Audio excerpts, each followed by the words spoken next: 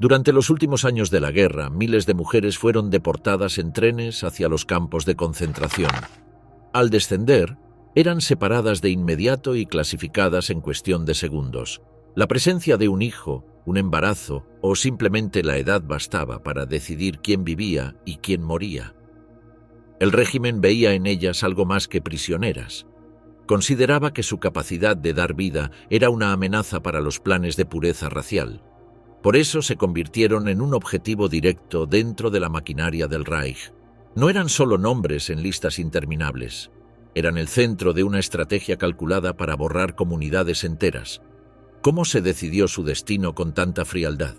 ¿Por qué la maternidad se convirtió en una condena? ¿Qué secretos siguen ocultos sobre el papel de las mujeres en los campos nazis? El juicio de la pureza, vida o muerte en la primera selección. Desde los primeros años del régimen nacionalsocialista, la política hacia las mujeres se definió no solo a nivel ideológico, sino también administrativo. La visión oficial establecía una división clara entre aquellas consideradas valiosas para la construcción del proyecto racial alemán y aquellas identificadas como una amenaza para la pureza étnica que debía ser controlada, esterilizada o eliminada. Esta distinción no permaneció en el terreno de la propaganda, sino que fue traducida en disposiciones concretas que determinaron la vida y el destino de millones. El ideal femenino promovido por el régimen colocaba a la mujer alemana en el centro de una función reproductiva vinculada directamente con los intereses demográficos del Reich. La expectativa era que produjera numerosos hijos, concebidos como futuros soldados y ciudadanas arias al servicio de un imperio en expansión. En oposición a esta imagen, las mujeres judías, gitanas, eslavas y pertenecientes a grupos clasificados como asociales eran presentadas como un peligro demográfico. Su capacidad de dar continuidad a comunidades perseguidas era interpretada como una amenaza que debía ser neutralizada desde su raíz biológica. La administración nazi consideraba que las mujeres desempeñaban un papel aún más determinante que los hombres en la persistencia de los grupos perseguidos. En documentos internos de las oficinas del partido y de las Schutzstaffel se repetía la idea de que cortar la capacidad reproductiva femenina equivalía a desarticular el futuro mismo de esas comunidades. Por ello, las deportaciones de mujeres adquirieron un carácter estratégico. No se trataba únicamente de represalia o de control social, sino de un mecanismo para alterar de forma irreversible el mapa demográfico de Europa. El traslado de mujeres hacia los campos fue organizado mediante un procedimiento logístico uniforme. Desde los guetos, prisiones y centros de detención temporales eran conducidas hacia estaciones ferroviarias seleccionadas para los embarques masivos. El transporte se realizaba en vagones de carga diseñados para animales, adaptados sin condiciones básicas de ventilación, higiene o descanso. El hacinamiento extremo, junto con la ausencia de agua y alimento suficiente, no era resultado de la improvisación, sino una medida calculada que permitía trasladar grandes cantidades de personas con un gasto mínimo. En estos desplazamientos no se diferenciaba entre hombres y mujeres, salvo en un aspecto: las madres con hijos pequeños permanecían juntas. Esta decisión, aparentemente secundaria, tendría consecuencias directas en las clasificaciones posteriores dentro de los campos. Tras días de viaje, las llegadas a instalaciones como Auschwitz-Birkenau, Chelmno, Sobibor o Majdanek activaban un sistema de selección diseñado con precisión administrativa. Los grupos eran separados de inmediato, los hombres por un lado, las mujeres y los niños por otro. La división por género y edad constituía el primer paso de un engranaje burocrático cuidadosamente perfeccionado. Las mujeres eran sometidas a evaluaciones rápidas realizadas por oficiales de la Schutzstaffel, en muchos casos médicos o supervisores entrenados. Cada examen duraba apenas segundos, pero sus resultados determinaban con inmediatez el destino final: el trabajo forzado o el exterminio directo. La rapidez del procedimiento era considerada esencial para evitar acumulaciones en las zonas de desembarco y mantener el flujo de prisioneros de acuerdo con los planes logísticos del campo. Los criterios de clasificación respondían a parámetros establecidos en directrices internas. La edad operaba como primer filtro. Las mujeres jóvenes, en apariencia sanas y fuertes, eran derivadas hacia los comandos de trabajo. En cambio, Aquellas que superaban un umbral aproximado de 4 décadas de vida o que mostraban signos evidentes de desgaste físico eran apartadas para su eliminación inmediata. Este límite no era rígido y podía variar en función de las necesidades laborales del campo. En periodos de gran demanda de mano de obra se ampliaba el rango para admitir a más mujeres. En fases de menor necesidad se reducía para concentrar únicamente a las más jóvenes y resistentes. El estado físico se evaluaba de forma superficial pero con un método constante. Los oficiales observaban complexión, postura, energía aparente y cualquier signo visible de enfermedad o discapacidad. Las mujeres que transmitían la impresión de fortaleza eran asignadas al trabajo. Las que evidenciaban debilidad o incapacidad eran excluidas sin mayor consideración. El embarazo constituía un criterio de exclusión casi automático del sistema laboral. Las mujeres embarazadas eran consideradas una carga sin utilidad productiva y en la mayoría de los casos eran enviadas directamente a los grupos destinados al exterminio. Si el estado de gestación pasaba desapercibido en la selección inicial, la mujer podía ser admitida temporalmente, pero una vez descubierto era retirada sin excepción. La lógica era doble. Por un lado, la imposibilidad de cumplir con las exigencias físicas. Por otro, la determinación de impedir la continuidad de la descendencia de los grupos perseguidos. La presencia de hijos pequeños influía también en las decisiones inmediatas. Las madres que llegaban acompañadas de niños eran clasificadas de manera sistemática como no aptas para el trabajo. Los niños carecían de valor productivo y su separación de las madres complicaba la administración. En la práctica, la mayoría de las madres con hijos eran enviadas directamente a los grupos de exterminio. Este procedimiento afectó de manera significativa las cifras de supervivencia femenina, pues una gran parte de las mujeres deportadas viajaba junto a sus hijos. La selección inicial formaba parte de un sistema más amplio de control. Los oficiales de transporte entregaban listados detallados de los prisioneros trasladados.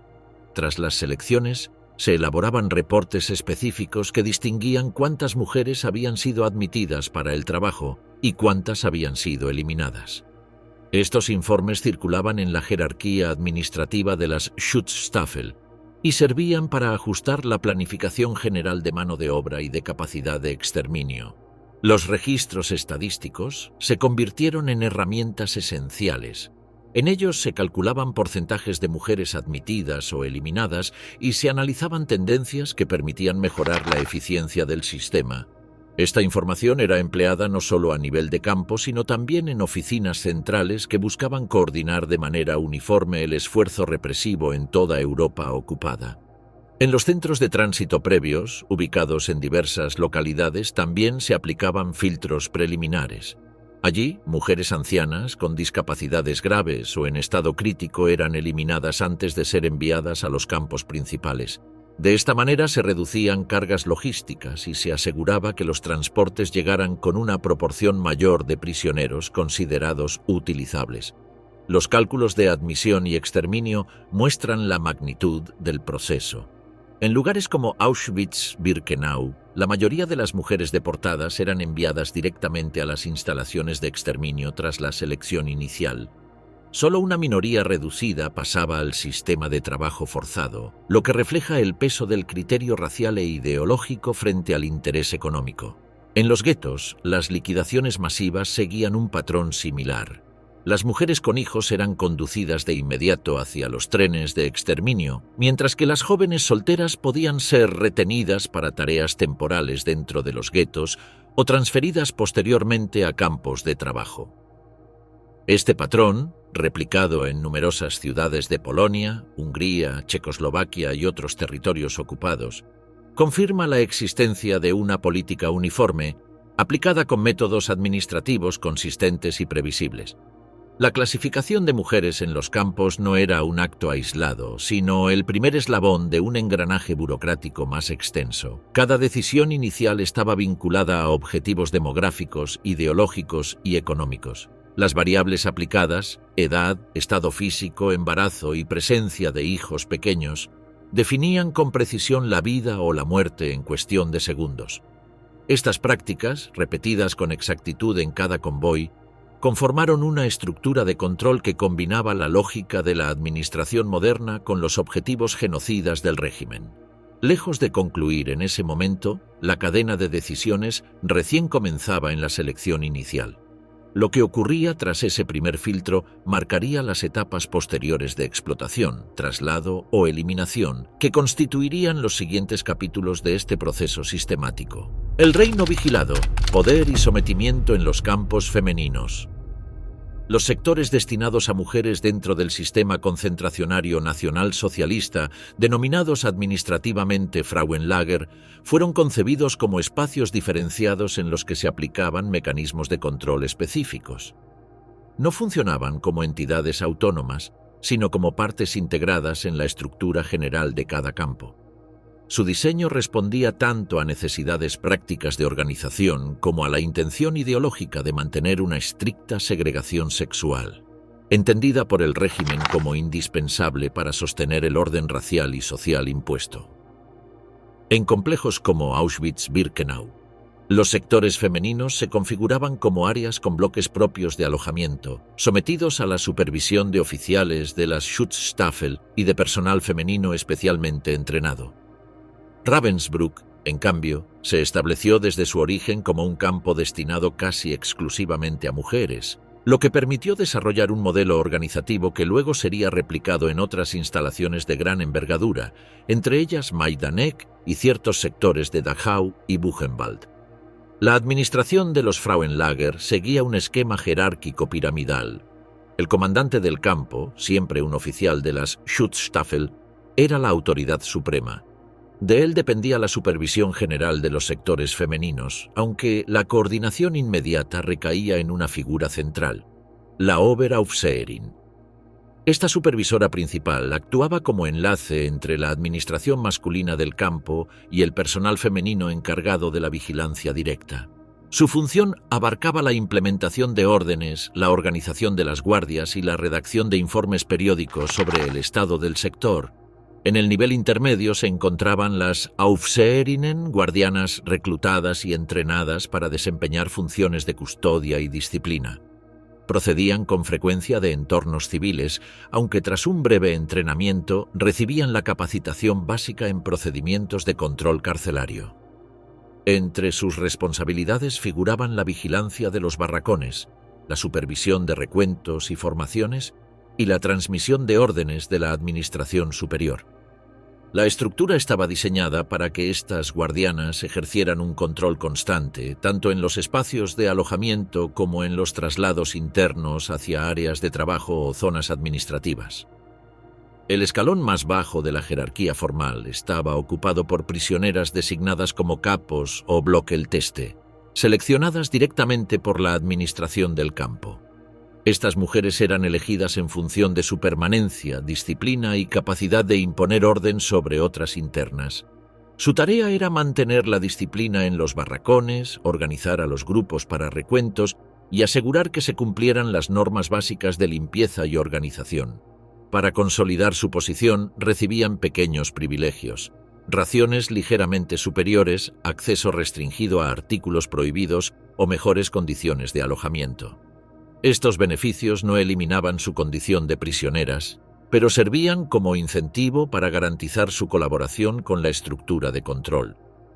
La vida cotidiana en los Frauenlager estaba regida por normativas estrictas, elaboradas a partir de reglamentos generales de la Schutzstaffel y adaptadas a la población femenina. El día se iniciaba con la diana, seguida inmediatamente por el recuento matinal. Estos recuentos, llamados Appel, se repetían también al anochecer y podían prolongarse durante horas si el número de prisioneras no coincidía con los registros. La exactitud en las cifras era considerada esencial, y cualquier discrepancia debía ser corregida antes de permitir que las prisioneras regresaran a sus barracones. El sistema disciplinario estaba igualmente regulado. Las infracciones más comunes eran la desobediencia a órdenes, la ausencia injustificada en los recuentos, el desorden en las literas y el incumplimiento de normas de limpieza. Las sanciones podían variar en intensidad, desde castigos físicos hasta privación de alimentos o traslado a unidades de castigo. Todas las medidas debían ser registradas y, en los casos más graves, requerían autorización de la Oberaufseherin o incluso de la Administración Central del Campo. La organización espacial de los sectores femeninos no era casual. Los barracones se alineaban de forma que facilitaran la vigilancia desde puntos estratégicos, mientras que los accesos permanecían bajo custodia permanente. Cualquier movimiento entre áreas requería autorización explícita y era registrado en listados oficiales. La administración buscaba garantizar que cada prisionera estuviera localizada en todo momento, lo que reforzaba el carácter burocrático del sistema. Los reglamentos internos llegaban a regular aspectos minuciosos: horarios de comida, periodos de silencio nocturno, disposición de las literas e incluso la postura durante los recuentos. Estas normas no solo buscaban mantener el orden, sino también estandarizar el comportamiento de miles de prisioneras, reduciendo al mínimo las posibilidades de desobediencia colectiva. La regularidad estricta era considerada un mecanismo de control en sí misma. La vigilancia no se limitaba a los momentos de recuento o a la vida en los barracones. Las Aufseherinnen acompañaban a los grupos durante traslados a los lugares de trabajo, observaban el cumplimiento de órdenes y reportaban cualquier conducta considerada irregular. La presencia constante de estas guardianas tenía como finalidad asegurar que la estructura jerárquica funcionara sin interrupciones, evitando la necesidad de intervenciones directas de la administración masculina en el día a día. El papel de las capos resultaba esencial dentro de esta estrategia. Al delegar parte del control en prisioneras designadas, la administración lograba multiplicar su capacidad de vigilancia sin necesidad de incrementar de manera significativa el número de guardianas. Este método reducía costos y reforzaba la verticalidad de la cadena de mando. Cada prisionera común respondía no solo ante la guardia, sino también ante las capos responsables de su bloque. En campos de gran tamaño como Auschwitz-Birkenau, donde los sectores femeninos podían albergar a decenas de miles de mujeres, esta organización jerárquica resultaba indispensable. Las órdenes descendían desde el comandante hasta la Oberaufseherin, de allí a las Aufseherinnen y finalmente a las capos, que las transmitían a las prisioneras comunes. El sistema creaba una cadena de responsabilidad continua en la que cada nivel debía rendir cuentas al inmediato superior. Los registros administrativos desempeñaban un papel central en este entramado. Cada prisionera era identificada por un número de matrícula que se asociaba a su bloque y a su unidad de trabajo. Estos datos se actualizaban durante los recuentos y se utilizaban para organizar traslados, planificar asignaciones laborales y aplicar sanciones. La exactitud era fundamental y cualquier error debía ser corregido con rapidez para evitar fallos en la cadena administrativa. Las inspecciones sin previo aviso constituían otra herramienta de control. Realizadas por guardianas o por oficiales de mayor rango, verificaban la limpieza, el orden de las literas y el cumplimiento de normas establecidas. Cualquier irregularidad se registraba en informes oficiales y podía acarrear sanciones para las prisioneras responsables y también para las capos, lo que reforzaba la presión hacia la disciplina colectiva. La administración del sector femenino dependía de la coordinación constante entre distintos niveles de mando. La supervisora principal debía responder a las exigencias de productividad laboral del campo, mientras que las Aufseherinnen se encargaban de aplicar de manera estricta las normas diarias. Las capos, en un papel ambiguo, se movían entre la obediencia hacia la administración y las tensiones derivadas de su convivencia con las prisioneras comunes. Esta compleja red de responsabilidades hacía posible que el control se ejerciera de manera ininterrumpida en cada aspecto de la vida cotidiana.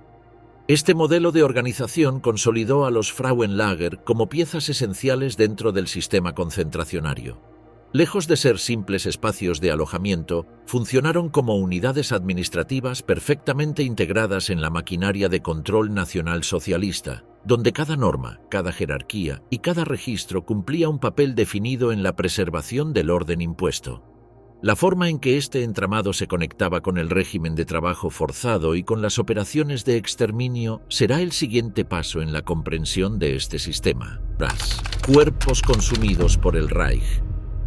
La incorporación de mujeres prisioneras en la economía del Tercer Reich se consolidó como un mecanismo central del esfuerzo de guerra alemán. El sistema de explotación laboral no se limitó al mantenimiento interno de los campos, sino que se extendió a una amplia red de industrias estratégicas, desde la producción de armamento hasta la agricultura. Cada contingente femenino era distribuido de acuerdo con un esquema administrativo planificado que combinaba criterios físicos y operativos con contratos establecidos entre las Schutzstaffel y empresas privadas. La asignación laboral comenzaba inmediatamente después del registro en los campos. Las mujeres clasificadas como aptas eran distribuidas en comandos específicos en función de sus condiciones aparentes, de la demanda local y de la disponibilidad de instalaciones productivas.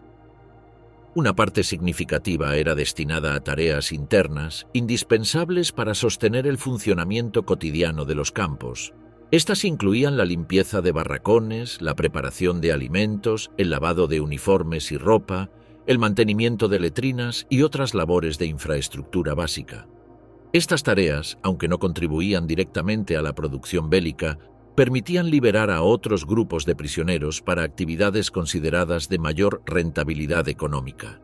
La integración en la industria militar representó un paso más en la explotación sistemática.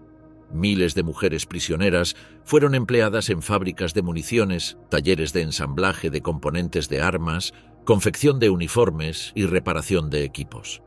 El trabajo forzado respondía a la escasez creciente de mano de obra alemana, consecuencia de la movilización masiva de hombres hacia el frente. Las prisioneras pasaron a cubrir ese vacío, convirtiéndose en recurso humano esencial para sostener la producción armamentística. El sector textil absorbió también grandes contingentes de mujeres. Se dedicaban a la confección de uniformes militares, mantas, mochilas y otros suministros elaborados con tela. La experiencia previa de muchas prisioneras en labores de costura fue aprovechada para incrementar la producción en un sector que demandaba destreza manual y continuidad.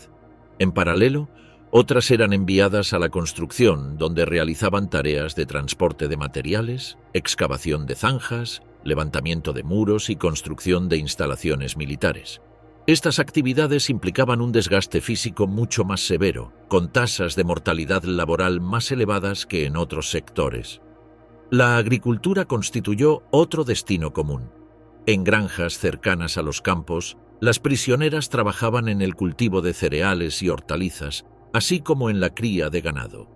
La producción agrícola aseguraba el abastecimiento tanto de los campos como de unidades militares desplegadas en distintas regiones.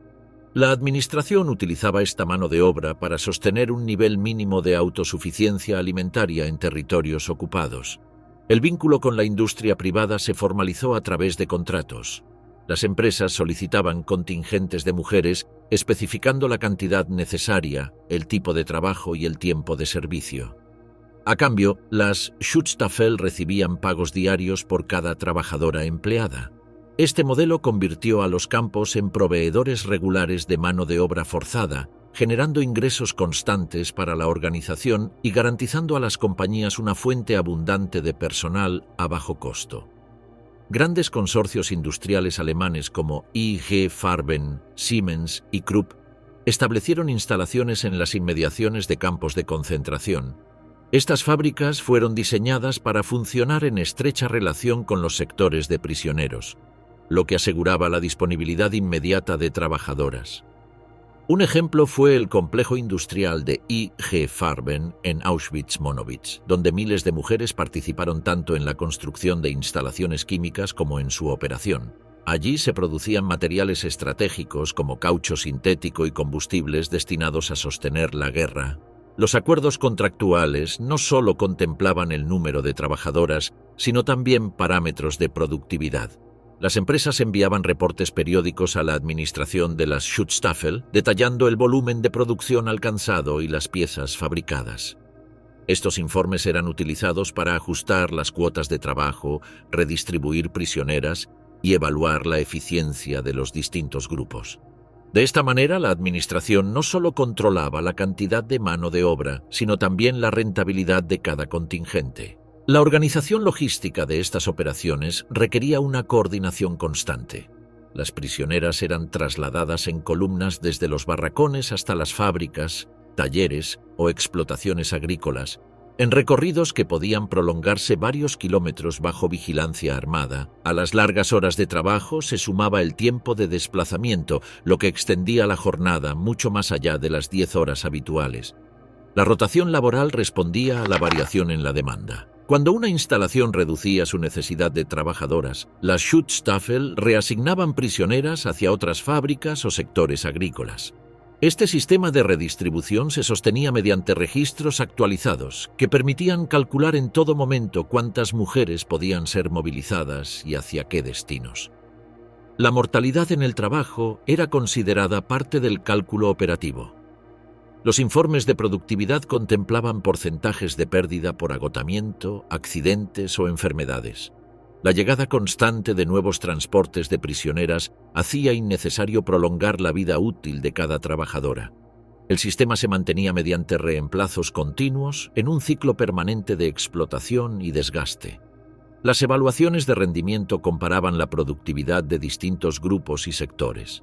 Se observó que en actividades que requerían precisión manual, como el ensamblaje de componentes pequeños o la confección textil, las mujeres lograban mantener niveles más estables. En cambio, en la construcción y en trabajos de esfuerzo físico intenso, las tasas de agotamiento eran notablemente mayores. Estas observaciones eran utilizadas para refinar las asignaciones y aprovechar al máximo las capacidades de cada grupo. La documentación generada incluía también registros financieros. Los pagos realizados por las empresas se organizaban en categorías según el tipo de trabajo: especializado, semiespecializado o no calificado. Aunque en ocasiones se anotaba un crédito nominal a nombre de las prisioneras, este rara vez podía hacerse efectivo. Los beneficios económicos eran absorbidos casi por completo por las Schutzstaffel, lo que consolidaba el trabajo forzado como una fuente de financiación institucional. La explotación económica de mujeres prisioneras cumplió varias funciones simultáneas: suministrar mano de obra abundante a las industrias, liberar trabajadores alemanes para el frente, garantizar ingresos constantes a las Schutzstaffel y sostener la producción en sectores estratégicos como armamento, textiles, química y agricultura. Este engranaje convirtió a los Frauenlager en nodos no solo de control social, sino también de integración económica en la maquinaria del Reich.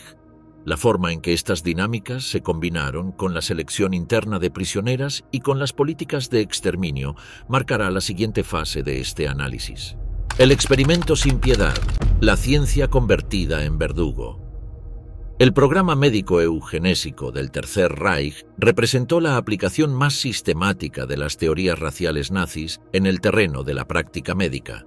Estos experimentos no surgieron de manera improvisada durante la guerra, sino que fueron la extensión directa de políticas iniciadas en 1933 con la promulgación de la Ley para la Prevención de Descendencia con Enfermedades Hereditarias. Desde ese momento, la esterilización forzada se convirtió en una herramienta legal que ya había afectado a miles de mujeres en Alemania antes del estallido del conflicto. La guerra permitió trasladar esas prácticas a los campos de concentración, donde se eliminaron los límites legales y éticos que aún podían existir en la sociedad alemana. El objetivo central de estos programas era doble. Por un lado, desarrollar métodos de esterilización masiva que pudieran aplicarse de manera rápida y eficaz a poblaciones enteras, evitando la necesidad de cirugías prolongadas y recursos hospitalarios extensos. Por otro, generar un cuerpo de conocimiento médico que respaldara las teorías raciales del régimen, integrando los resultados dentro de un corpus científico oficial. Las mujeres prisioneras se convirtieron en el material experimental con el que se intentó perfeccionar procedimientos destinados al control absoluto de la reproducción. En Auschwitz-Birkenau, el Dr. Karl Klauberg encabezó uno de los proyectos más extensos de esterilización química. Su método consistía en la aplicación de soluciones inyectadas directamente en el útero, con el objetivo de provocar la obstrucción permanente de las trompas de falopio. Estos procedimientos se realizaban sin anestesia, en condiciones higiénicas mínimas y con una rapidez que buscaba comprobar la viabilidad de aplicar la técnica a gran escala. Cada prisionera utilizada era registrada con un número de identificación y los resultados se documentaban en fichas médicas que detallaban reacciones inmediatas, complicaciones y efectos a largo plazo. De manera paralela, el Dr. Horst Schumann experimentaba con la esterilización mediante radiación. En salas habilitadas dentro del campo, equipadas con máquinas de rayos X, se exponía a las prisioneras a dosis calculadas de radiación sobre ovarios y útero. El propósito era destruir la capacidad reproductiva sin provocar la muerte inmediata para poder registrar los efectos posteriores. Las instalaciones estaban diseñadas con sistemas de protección para el personal médico, pero no para las mujeres sometidas a los procedimientos. Los informes resultantes incluían mediciones de dosis, tiempos de exposición y consecuencias observadas en diferentes plazos. Los métodos quirúrgicos tradicionales también fueron objeto de prueba sistemática. Se practicaron ligaduras de trompas, extirpaciones de ovarios y otras intervenciones ginecológicas en condiciones intencionalmente deficientes. Estas operaciones servían tanto como experimentos sobre la viabilidad de la esterilización en serie, como para la formación de personal médico en entrenamiento. La elevada mortalidad asociada era registrada de forma estadística y las muertes no interrumpían la continuidad del programa, sino que eran incorporadas como un dato más en las evaluaciones. El embarazo constituyó otro campo de experimentación.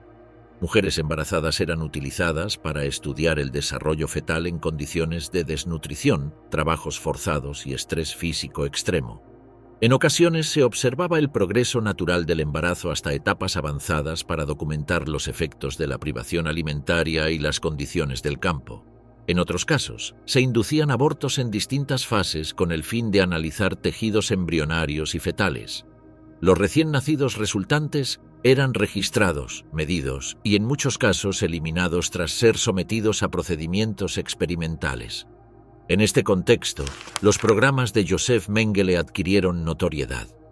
Su foco principal estaba en las gemelas, utilizadas para comparar la influencia de factores genéticos y ambientales. Estas niñas eran sometidas a mediciones antropométricas regulares, análisis de sangre y exámenes médicos repetitivos. En ocasiones se les aplicaban sustancias químicas en los ojos para intentar modificar su coloración, o se les inyectaban compuestos diferentes a cada una para comparar las reacciones. Cuando una de ellas moría, la otra era sacrificada para realizar estudios comparativos post-mortem. Todo el proceso se registraba en fichas técnicas que buscaban establecer parámetros científicos sobre herencia y reproducción. Los experimentos sobre mujeres en los campos no eran iniciativas aisladas de médicos individuales. Formaban parte de un sistema organizado, autorizado por la Administración Central de la Schutzstaffel y vinculado con instituciones científicas alemanas. El Instituto Kaiser Wilhelm y otras entidades colaboraban de manera indirecta, recibiendo resultados, muestras biológicas o informes técnicos. Estos vínculos aseguraban que los hallazgos se integraran en la investigación médica oficial del Reich. La documentación producida fue extensa. Los médicos elaboraban protocolos que especificaban sustancias, dosis y procedimientos, asignaban números de identificación a las prisioneras y registraban los resultados mediante tablas, gráficos y fotografías. El lenguaje empleado en estos documentos era técnico y estadístico, presentando a las prisioneras únicamente como material experimental. La despersonalización era deliberada y coherente con la lógica administrativa del sistema. Hacia el final de la guerra, una parte de esta documentación fue destruida por las propias autoridades nazis para ocultar la magnitud de los experimentos. Sin embargo, los archivos que sobrevivieron, junto con los testimonios recogidos en los juicios posteriores, permiten reconstruir el alcance de estos programas. Los informes médicos eran presentados en conferencias, circulaban entre diferentes oficinas de la Schutzstaffel y en algunos casos llegaban a publicarse en revistas científicas bajo control estatal, consolidando así la conexión entre el aparato represivo y la comunidad científica oficial. El programa médico eugenésico aplicado a mujeres prisioneras se desarrolló como una estrategia de control demográfico que combinaba esterilización química, radiológica y quirúrgica con investigaciones sobre embarazos, recién nacidos y gemelas. Estas prácticas fueron concebidas para generar métodos de aplicación masiva, respaldados por una supuesta base científica que justificara las políticas raciales del régimen. El lugar que ocuparon estos experimentos dentro del engranaje general del sistema concentracionario revela la manera en que la ideología y la medicina se entrelazaron en un proyecto de exterminio que aún no había alcanzado sus últimas fases.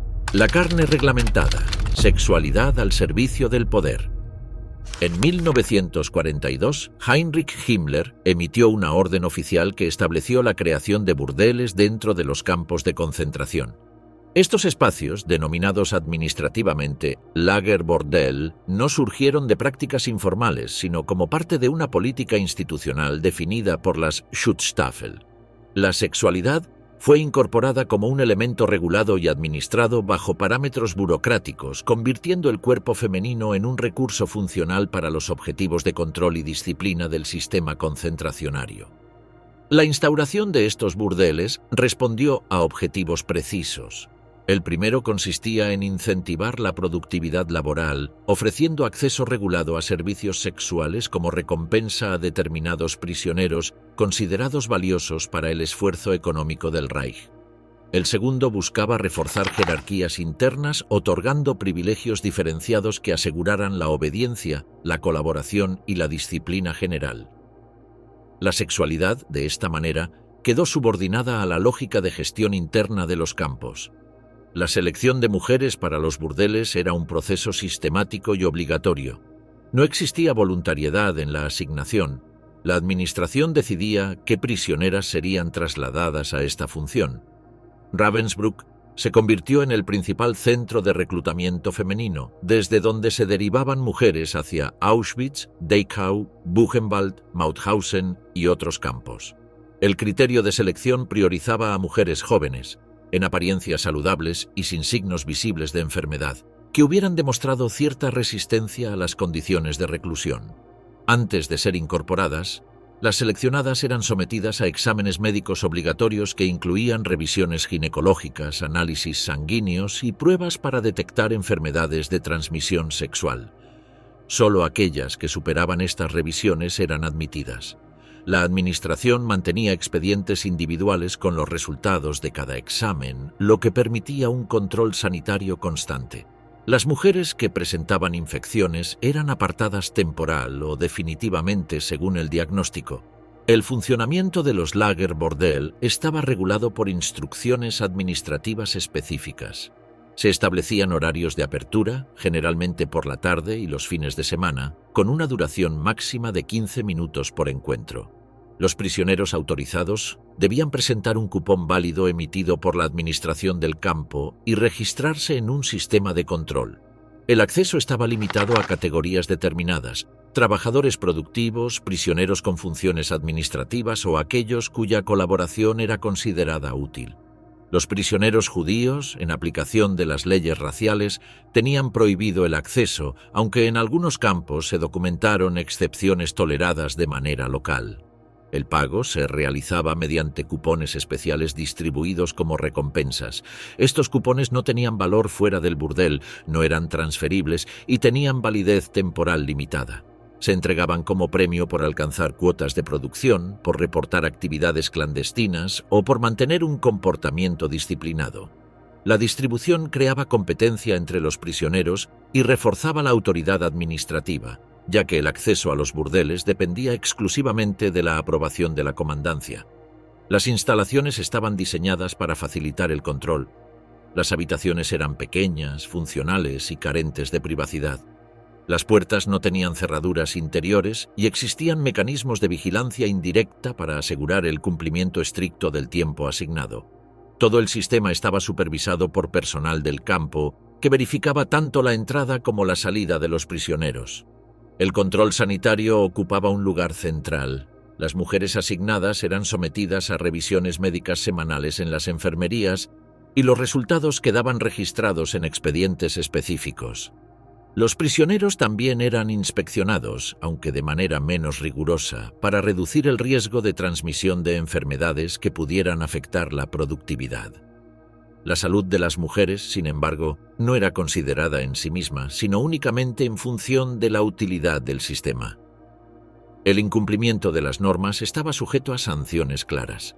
Los prisioneros que intentaban acceder sin autorización falsificaban cupones o excedían el tiempo permitido eran castigados con la pérdida definitiva del privilegio, reducción de raciones o medidas disciplinarias más severas. Las mujeres asignadas, por su parte, debían cumplir con las órdenes sin excepción. Cualquier resistencia negativa a atender a un prisionero autorizado o intento de establecer vínculos personales podía derivar en castigos físicos, aislamiento o reasignación a trabajos de mayor dureza. La función política de los Lagerbordell trascendía el incentivo individual. El sistema generaba divisiones visibles entre prisioneros, reforzando las jerarquías internas y asegurando la colaboración de aquellos que buscaban mantener sus privilegios. Al mismo tiempo, la administración monopolizaba la regulación de la sexualidad dentro del campo. Las relaciones sexuales no autorizadas entre prisioneros estaban prohibidas y se castigaban con sanciones severas, independientemente de si eran consensuales o forzadas. Solo dentro de los burdeles la actividad sexual era permitida, bajo estricta supervisión y con fines definidos por la administración. La documentación administrativa confirma el carácter institucionalizado de esta práctica. Circulares emitidas desde las oficinas centrales de la Schutzstaffel establecían el número de mujeres a reclutar, las características físicas de las instalaciones, las normas de funcionamiento y los procedimientos de pago.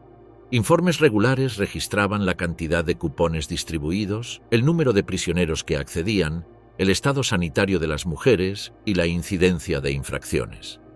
Estos reportes se integraban en la contabilidad general de cada campo y eran enviados a instancias superiores. Los burdeles de campo y las regulaciones asociadas muestran cómo la administración nazi extendió su control incluso sobre la sexualidad, transformándola en un instrumento institucionalizado de disciplina y jerarquía dentro del sistema concentracionario. El filo invisible, mujeres que saboteaban en silencio. Las actividades clandestinas desarrolladas por mujeres en los campos de concentración constituyeron una forma organizada de resistencia interna que funcionaba mediante redes estructuradas y procedimientos planificados. Estas operaciones se enfocaron principalmente en el sabotaje de procesos productivos vinculados al esfuerzo militar alemán y en el contrabando de materiales estratégicos, especialmente pólvora y explosivos. La escala alcanzada por estas iniciativas forzó a la administración nazi a diseñar contramedidas que elevaron de manera considerable los costos operativos de los campos. La organización se basaba en células pequeñas de 3 a 5 integrantes que trabajaban en el mismo sector o tenían acceso a instalaciones comunes. Cada célula mantenía un grado de aislamiento funcional respecto de las demás, lo que permitía limitar la información disponible en caso de ser descubierta. De este modo, la desarticulación de una unidad no comprometía necesariamente la continuidad de las demás. La selección de participantes seguía criterios prácticos. Mujeres con asignaciones en fábricas de armamento, talleres de municiones o instalaciones químicas eran preferidas por su acceso directo a materiales críticos. También se integraban aquellas que trabajaban en cocinas, lavanderías o servicios internos, cuyas funciones les permitían transportar objetos sin levantar sospechas. Las prisioneras designadas como capos o responsables de bloque eran especialmente valiosas. Su movilidad y capacidad para transitar distintas áreas del campo sin restricciones facilitaba la coordinación entre células dispersas y el traslado de información o materiales. Gracias a esta posición intermedia, podían cumplir un rol de enlace dentro de las redes clandestinas sin llamar la atención de las guardias. Los métodos de obtención de materiales eran variados. En fábricas de municiones, las prisioneras raspaban pequeñas cantidades de pólvora de proyectiles defectuosos, recolectaban residuos de los procesos de carga o desviaban mínimas porciones durante el ensamblaje. Aunque cada cantidad era reducida, la acumulación a lo largo del tiempo generaba reservas operativamente útiles. En los talleres textiles, el sabotaje adoptaba formas diferentes. Se introducían defectos deliberados en la confección, se dañaban herramientas de manera controlada o se ralentizaba la producción mediante procedimientos calculados, provocando retrasos o desperdicios significativos. En sectores metalúrgicos, las oportunidades residían en alterar procesos de soldadura, debilitar piezas críticas o desajustar maquinaria, con efectos que podían manifestarse después de la inspección inicial. El contrabando requería técnicas de ocultamiento desarrolladas con precisión. La pólvora podía ser transportada en compartimentos improvisados en la ropa de trabajo, envases de alimentos modificados con dobles fondos o cajas de herramientas con espacios ocultos. Estas soluciones se apoyaban en habilidades de costura y carpintería que muchas prisioneras ya poseían antes de su deportación. El traslado se realizaba durante los desplazamientos rutinarios hacia los lugares de trabajo, aprovechando la previsibilidad de las marchas diarias para organizar puntos de intercambio rápidos y discretos. El almacenamiento de materiales exigía lugares seguros y difíciles de inspeccionar. Se utilizaban huecos en suelos de madera, cavidades en paredes, recipientes enterrados en áreas de trabajo o contenedores sellados para evitar detección por olores. Estos escondites se rotaban con frecuencia, reduciendo la probabilidad de hallazgo durante registros imprevistos. La comunicación entre integrantes se basaba en códigos verbales integrados en conversaciones ordinarias, con frases que señalaban etapas específicas de las operaciones. Además, se empleaban señales visuales, marcas en trozos de tela, disposición de utensilios o colocación particular de herramientas que transmitían mensajes sin necesidad de contacto directo. La redundancia era parte esencial del sistema. La misma información se transmitía por diferentes vías para garantizar su llegada, aun cuando una ruta fuese interceptada. Esta duplicación aumentaba la seguridad, pero también incrementaba los riesgos de exposición. La división de tareas dentro de las redes reforzaba la compartimentación. Algunas se dedicaban a recolectar, otras a transportar y otras a custodiar el material hasta su uso. Ninguna célula poseía conocimiento completo del proceso, lo que dificultaba que una captura aislada comprometiera al conjunto. El impacto de estas operaciones se reflejó en informes internos de las empresas que utilizaban mano de obra proveniente de los campos. Se documentaron lotes defectuosos, fallas en piezas de maquinaria, retrasos en entregas y costos adicionales por mantenimiento y reemplazo de equipos. En un principio, estas pérdidas eran atribuidas a errores técnicos o fallos de control de calidad, pero la reiteración de incidentes llevó a sospechas de sabotaje deliberado. La respuesta administrativa se tradujo en medidas de control cada vez más estrictas. Se incrementó la frecuencia de auditorías en los talleres, con supervisión especializada de cada fase de la producción. Al final de cada turno se aplicaban revisiones corporales exhaustivas a las prisioneras en busca de materiales ocultos. Se establecieron inventarios detallados de herramientas al inicio y final de cada jornada, y cualquier falta debía ser justificada. Estas prácticas extendían los tiempos de los turnos y reducían la eficiencia global de las operaciones. Las empresas que mantenían contratos con la Schutzstaffel exigieron cláusulas de seguridad más rigurosas. Se instalaron sistemas adicionales de vigilancia, se restringió el acceso a áreas críticas y se implementaron controles de calidad pieza por pieza. Estos requisitos ralentizaban la producción y obligaban a incrementar los márgenes de desperdicio en la planificación industrial. La necesidad de mantener reservas de material adicional para compensar posibles fallas se tradujo en un aumento de los costos de almacenamiento y gestión. Las represalias constituían un componente central de la estrategia represiva. Cuando se descubría contrabando o sabotaje, las sanciones rara vez se limitaban a las prisioneras directamente implicadas. Con frecuencia se aplicaban castigos colectivos que afectaban a grupos enteros, buscando fomentar la delación interna y desalentar la continuidad de estas prácticas. Estas medidas añadían presión constante sobre la población femenina, pero no lograban erradicar por completo las actividades clandestinas. El incremento de la vigilancia y la rotación frecuente de prisioneras entre diferentes comandos de trabajo obligaron a las redes a adaptarse continuamente. Se redujo el tamaño de las células, se espaciaron las operaciones y se perfeccionaron los métodos de ocultamiento. A pesar de estas dificultades, el sabotaje y el contrabando femeninos mantuvieron una incidencia reconocida en los registros industriales de la época, donde eran señalados como un riesgo persistente que debía ser considerado en la planificación de la producción bélica. El éxodo de la muerte, marchas en el ocaso del imperio.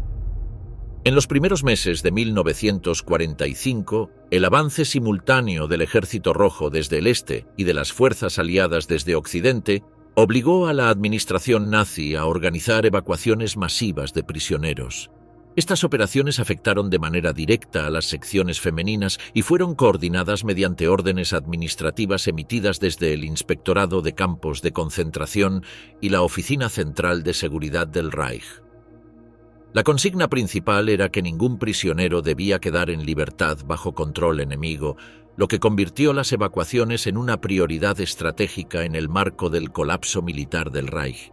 La política aplicada establecía dos directrices fundamentales. En primer lugar, trasladar a las prisioneras que todavía eran consideradas aptas para el trabajo hacia instalaciones que permanecieran operativas dentro del territorio alemán. En segundo lugar, abandonar o eliminar a aquellas que no podían soportar traslados prolongados. La combinación de estas órdenes dio origen a las denominadas marchas de la muerte, en las que columnas enteras de mujeres eran desplazadas bajo custodia armada en condiciones extremas. Desde Auschwitz-Birkenau, miles de prisioneras fueron conducidas hacia el oeste a través de Polonia en dirección a Wrocław, punto de reorganización para transportes ferroviarios hacia Ravensbrück, Bergen-Belsen o Mauthausen. En los subcampos de Gross-Rosen, las columnas femeninas emprendieron rutas hacia Sajonia y Baviera, recorriendo distancias que en algunos casos superaron varios centenares de kilómetros. En el norte, Ravensbrück actuó como centro de recepción temporal de contingentes evacuados desde Polonia y los Sudetes, aunque la afluencia desbordó de inmediato su capacidad. Los medios utilizados para las evacuaciones combinaron transporte ferroviario y marchas forzadas. El tren siguió siendo el recurso principal para trayectos largos, pero los bombardeos aéreos y el deterioro de las líneas férreas limitaron su disponibilidad. En muchos casos, los traslados debieron hacerse exclusivamente a pie. Estas marchas se organizaban en columnas de miles de mujeres, vigiladas por guardias de las Schutzstaffel y personal auxiliar, recorriendo entre 20 y 40 kilómetros por día en condiciones de invierno, con mínimas provisiones y sin preparación previa. La urgencia con la que se emitían las órdenes de evacuación generó improvisación en la logística. Cuando un campo quedaba amenazado por la proximidad del frente, las prisioneras eran concentradas de manera precipitada y obligadas a iniciar la marcha sin equipamiento suficiente. La superposición de contingentes procedentes de diferentes campos saturaba rutas y puntos de paso, lo que provocaba detenciones prolongadas y aumentaba la mortalidad. La prioridad de traslado recaía sobre mujeres jóvenes y en condiciones físicas aparentemente estables, consideradas aún utilizables en la producción bélica. En contraste, las enfermas, ancianas o debilitadas quedaban excluidas. Algunas fueron ejecutadas antes de las evacuaciones para impedir que pudieran testimoniar ante los ejércitos aliados. Otras quedaron abandonadas en los campos, sin recursos para sobrevivir a la espera de la liberación. La mortalidad durante las marchas fue extremadamente alta. Las prisioneras incapaces de mantener el ritmo impuesto eran ejecutadas en el camino, mientras que el frío, el hambre y el agotamiento acumulado producían muertes masivas por hipotermia y enfermedades. En determinados trayectos, la proporción de fallecidas superó una cuarta parte de las evacuadas. El sostenimiento de estas operaciones implicó costos elevados en un momento en que los recursos del Reich estaban prácticamente agotados. Se requería personal armado, vehículos de apoyo y suministros mínimos de alimentos, además de la coordinación entre distintas unidades de la administración. La desorganización creciente redujo la efectividad de este esfuerzo, generando traslados caóticos y pérdidas de control sobre las columnas. Los campos receptores se vieron sobrepasados de inmediato. Ravensbrück, diseñado para decenas de miles de prisioneras, recibió cantidades que duplicaban esa cifra en cuestión de semanas.